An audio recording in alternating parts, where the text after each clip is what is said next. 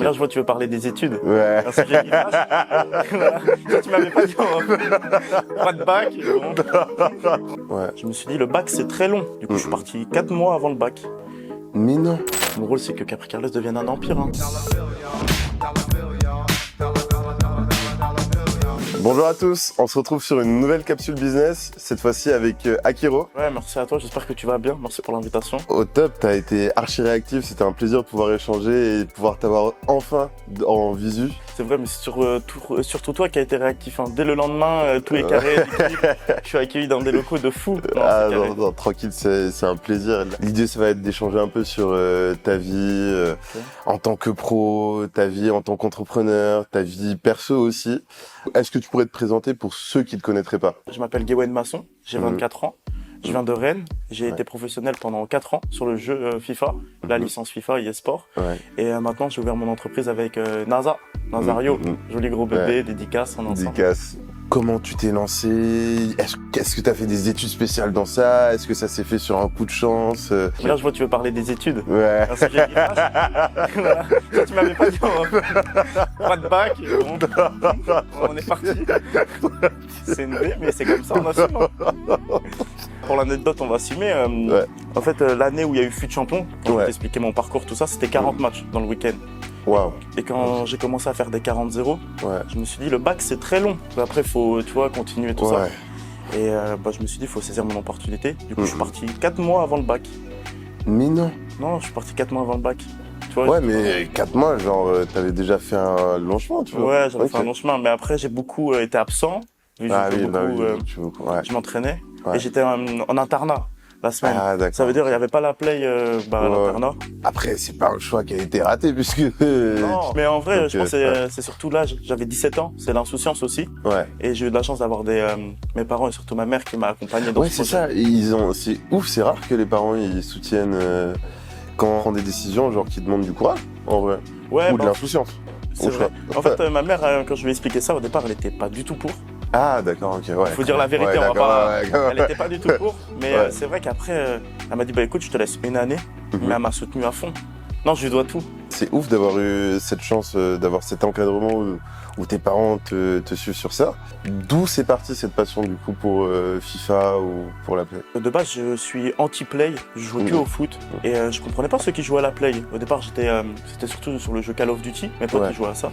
Je leur disais, les gars, vous voulez pas sortir, il fait beau, tout ça. Et je sais pas, d'un seul coup, une soirée Play, j'ai voulu tester FIFA contre des potes. Du coup, je crois qu'ils étaient vraiment pas forts, je jouais pas forcément et j'ai gagné. Et j'ai voulu me lancer dans la compétition. Il y a Fut Champion qui est arrivé sur FIFA 17, donc là, il y avait 40 matchs. Tu devais faire dans le week-end. Et à la fin de 40 matchs, tu avais des rangs. Et quand tu faisais 40-0 ou 38-2, 38 victoires et 2 défaites, tu avais un classement, tu étais classé dans les 200 meilleurs joueurs du monde. Et au bout de 6 mois de jeu intensif, j'ai fait des 40-0, premier mondial en Fut Champion. Et je me suis dit, ah non, là, il y a une opportunité à faire. Et il y a eu la U-Ligue 1, où ça, c'était vraiment une opportunité. En fait, la U-Ligue 1, c'était Comment ça s'est fait? Ouais, c'était pas comme maintenant. Maintenant, c'est un championnat qui est fermé. Alors qu'avant, n'importe quel amateur pouvait représenter son club, faire les compétitions. Et du coup, je représentais à chaque fois le Stade Rennais. Et voilà l'anecdote. Comment t'es passé du coup de l'amateur qui fait ses 40-0 au joueur pro? C'est avec la E-Ligue 1. C'est à ce moment-là, j'ai été repéré par le Stade Rennais. D'accord. En fait, on jouait au Rosen Park dans le stade et c'était une finale. Mais c'était une pression de fou. En fait, je m'en rends pas compte, mais si c'était à refaire, et je perdais 1-0, il me semble, à la mi-temps pour l'anecdote. Du coup, on se rend pas compte, mais tu te dis tous les sacrifices que tu fais là. Et là, il te reste 6 minutes de jeu pour changer la tendance.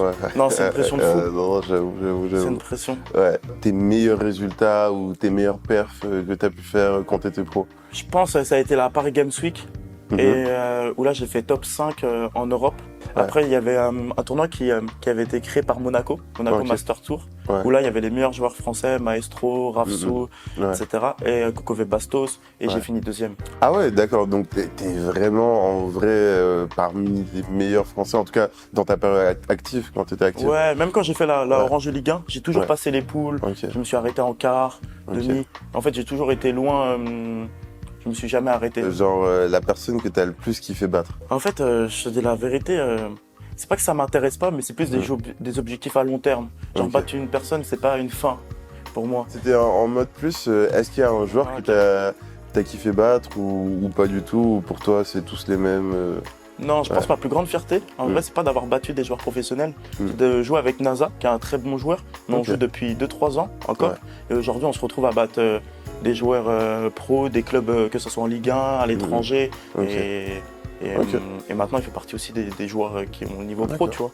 Bah, là, tu me donnes une excellente transition. Comment, du coup, tu as eu le déclic de raccrocher les crampons de la partie pro et te lancer sur l'entrepreneuriat et de lancer ta structure d'e-sport? Bah en fait, je pense que le e-sport, surtout en tant que joueur, il faut pas se mentir, c'est éphémère. Quand j'ai eu l'opportunité de faire ce business avec NASA, en fait, il fallait pas réfléchir.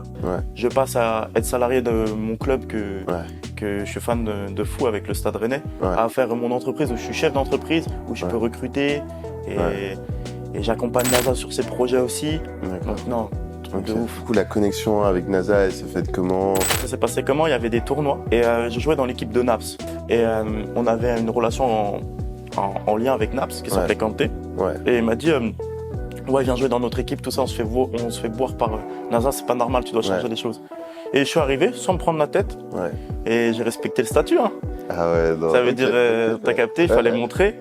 Et heureusement, parce que tu vois, moi je connaissais NASA, ses musiques, tout ça, mais je connaissais pas l'humain encore. Mais si j'avais perdu, il m'aurait allumé dans ses stories. Ah, mais clairement, il m'a allumé dans une story puisqu'il m'a réveillé à 23h pour faire un match FIFA, fut champion. Il me sort des R9, des Gullit, etc. Il me met 5-0. Je prendrai ma revanche. T'es fort à FIFA? Ah, je suis champion, j'avoue, je saigne. Et t'as mis 5-0? Il m'a mis 5-0 sans pitié. À sec, hein. Ah non, mais il s'est dit, il m'a réveillé pour m'endormir. Et depuis, on a tous les jours joué ensemble, même quand j'étais au Stade Rennais.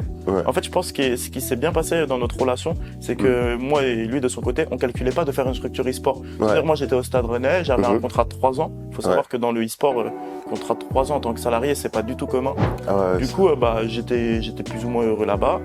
Et ça s'est fait comme ça, notre relation, sans calculer. Et je pense, comme tu disais, c'est quand on calcule pas les choses que le meilleur arrive. Hein. Et un jour, je crois il me reste à peu près 5-6 mois de contrat avec le Stade Rennais. Et là, on s'est posé, on s'est dit, mais attends, là, on va faire un truc ensemble. Et tu vois, ça va faire 1 an qu'on a créé Capri Careless, vraiment. Je regrette pas. Et là, t'en es où, concrètement, maintenant? Étant donné que là, on a pris la maison, comme je t'expliquais. C'est déjà la première étape. On a dû faire des travaux conséquents. C'est-à-dire, dans cette maison-là, on a fait quoi? On a fait un studio musique pour que NASA il soit dans les meilleures conditions entre la play et la musique. On a fait une pièce gaming incroyable. D'ailleurs, j'inviterai les gens à voir sur Team Capri Careless sur YouTube. Il y a un influenceur, Moussa, il a fait une vidéo de ouf où il présente la maison. Et on a fait les bureaux pour que les gens qui travaillent avec nous. Carré, on passera à la maison un de ces 4 aussi. Avec plaisir, hein, je t'invite. Grand plaisir. Si on parle vraiment business, genre comment ça marche un club e-sport? Qu'est-ce qui rapporte le plus d'argent? Quels sont les trucs à éviter quand tu lances un truc e-sport? On va dire, tu as plusieurs systèmes. Soit tu vas vendre des parts, ou soit tu vas avoir des actionnaires, des choses comme ça. Nous, on n'a pas ça. C'est avec des sponsors. Par exemple, là, tu vois mon maillot. C'est une jolie hydratation Remedy. Et tu vois, cette boisson, elle nous permet de s'hydrater. C'est-à-dire, par exemple, moi, je sais que je bois pas souvent d'eau. Et je vais prendre cette boisson-là. Ça me permet d'hydrater. C'est un placement de produit, je sais, mais c'est réel en plus. Et c'est notre sponsor qui nous accompagne sur l'année. Du coup, plus côté perso, qu'est-ce qui peut faire peur, genre, quand on lance une boîte? En fait, comme j'ai commencé tôt à lancer la boîte, c'est-à-dire j'avais 22 ans, en fait, dans la première étape, c'est l'insouciance. Maintenant, avec le recul, je vais te dire que mon rôle aujourd'hui, c'est régler les problèmes au quotidien d'une entreprise. C'est ça quand tu es chef d'entreprise. C'est régler les problèmes, que ce soit sur l'aspect financier, que ce soit sur l'aspect des joueurs. Et voilà mon rôle. Hein.